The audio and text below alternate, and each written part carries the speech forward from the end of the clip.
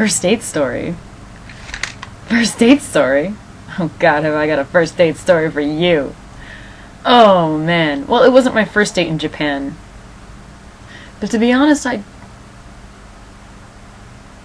don't remember my first date in Japan. I guess it just wasn't that interesting, because this date, I think, just pushed all of my memory before then away.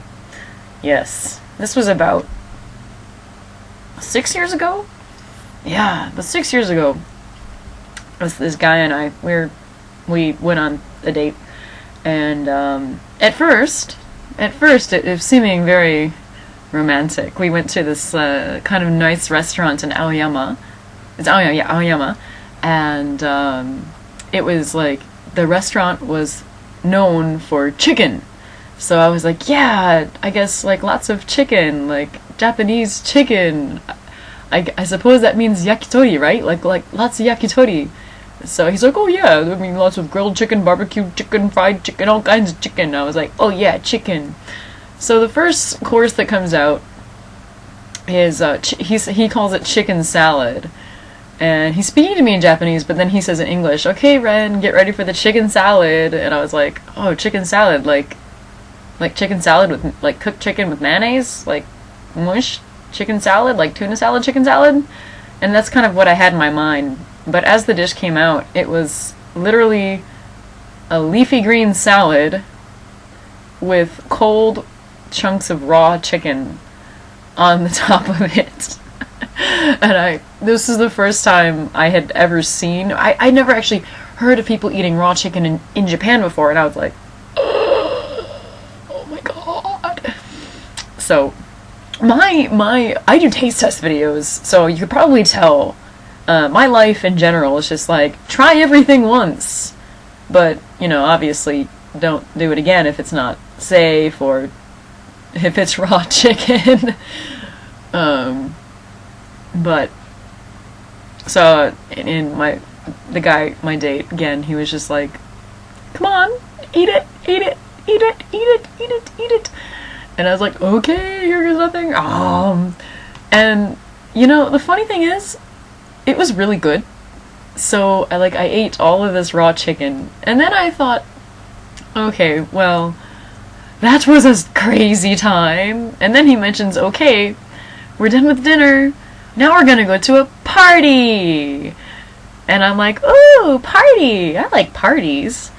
So it's an Aoyama, so I'm like, ooh, cool party. And to give you sort of an image of how I was dressed at the time, this is important. How I was dressed is actually very important. At the time, I really liked the designer Takuya Angel, and his clothing is like really kimono inspired, and the outfit I was wearing was really layered. It was just like, I was probably wearing like 8 layers for just a shirt, and it was just like me just walking around looking like a gigantic rug with layers and layers and layers and layers. And so like I had so much clothing on, and I'm walking around like it's probably like February or March, I don't remember. And we go into this club. He turns around and tells me, oh Ren, by the way, it's kind of a freaky party. And I was like, a freaky party? Well, that's cool. I like freaky parties. So we go in, and he's like, I'm on the guest list as so-and-so, you know, and he says his last name, and I'm like, oh, cool, we're on the guest list at a freaky party. And, of course, I'm all dumb and 20 years old at this time, and I'm just like, derp, derp, derp, derp, derp. Literally, derp, derp, derp, derp, derp. We walk in the waiting room, and, because, yeah, there's, like, a coat check, and I notice there's like 2 guys standing by the door, and these guys are not wearing clothing. No clothing, they're naked.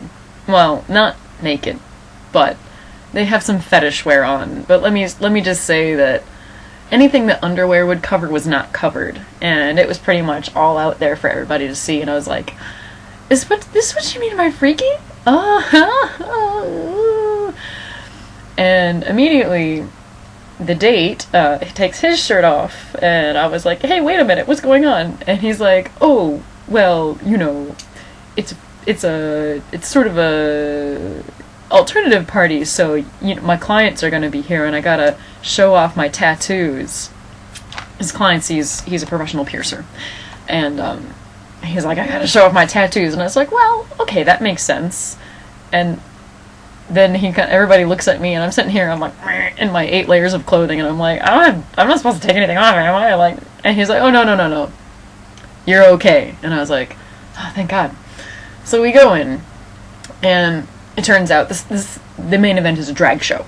And that's not, honestly, I really don't think that's that freaky. I think drag shows are hilarious. Not hilarious, actually, I think drag shows are awesome. Drag shows are a thumbs up. And I was like, woohoo, I'm in a drag show. And I go in, and I was like, oh, I guess I'll get a drink. But then this woman comes out, and she's like, oh, hey, to my date. And she's like, so-and-so, you're such a buddy, I haven't seen you in forever. The first thing I noticed is that she's very bubbly, but then the second thing I noticed is that her shirt is completely unbuttoned, and her chest is just no bra.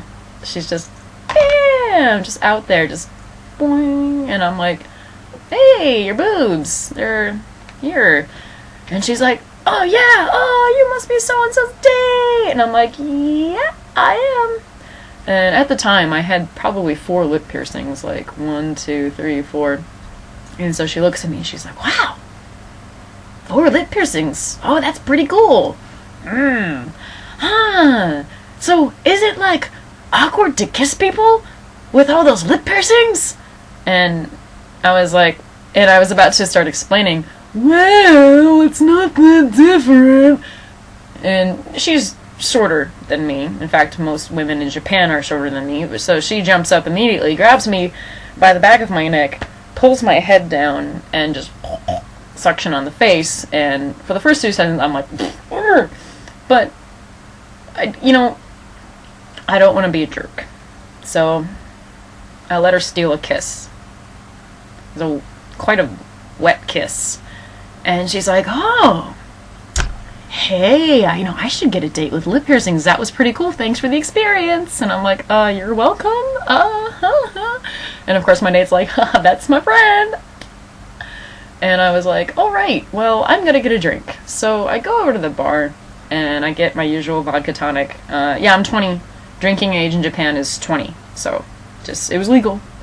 And the place is pretty crowded, so I was like, oh man, this is so intense. So I was like, whatever, I'll still have a good time.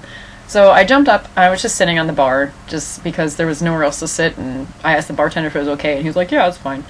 And so I'm watching lady with chest out. She's like making out with some dude in the corner, and I was like, oh, okay, that just must be how she is. She's just a makey outy lady. And, she's a makey outy lady, and apparently it just happened to me. I happened to be right there in her makeout zone. So I guess I'll just avoid her makeout zone, which apparently is that corner. And so next, these 2 people come up to me, and they're like, oh, hey. And this Japanese woman starts talking to me. She's got a British accent. She's, and this other, I guess he was British or Australian. I'm not sure. I know I'm so terrible. British and Australian people can all kill me because I can't, my accent distinguish ability is really horrible. So, they're talking to me and they're like, hey, so, have you ever heard of this place called Torture Garden? And I was like, no, but it sounds like a fetish joint. And they're like, well, actually, it's like a fetish store. And we're looking for fetish models. You would be a good model. And I'm just like, oh my god. Once again, I'm sitting here in my 8-layer shirt, like, and I'm like, you can't even see my body. Like, what are you talking about? You can only see my face popping out of this giant red mass of Takuya Angel that I'm wearing. So, what are you even basing that off of? And I'm sitting here, this is going in my head. And once again, the lady, and this woman, she's like, oh, so you have lots of lip piercings. Oh, yeah. And I'm like, I think I'll have to pass. I'm just a student, so I'm not going to be here long. You're like, that's perfect for modeling. And I'm like, no, we don't want to mix up the work and student visa and accidentally get deported. Ha ha ha ha ha. At that point, I'm just drinking, and then my date comes back up to me. He's like, sorry, I had to make the rounds with customers. And then the 2 Torture Garden people run off. And then the show starts. And I was like, oh yay, finally, the drag show. I feel like my life is being fulfilled. And I was like, alright. So all the queens come on, and it's they're lip syncing. And it's kind of a strip show, so they all end up in their underwear. But you know, like okay, I mean, yeah, everybody's in their underwear at this place except me, apparently. And the strange thing I notice is that towards the stage are people like clapping, like T claps, like.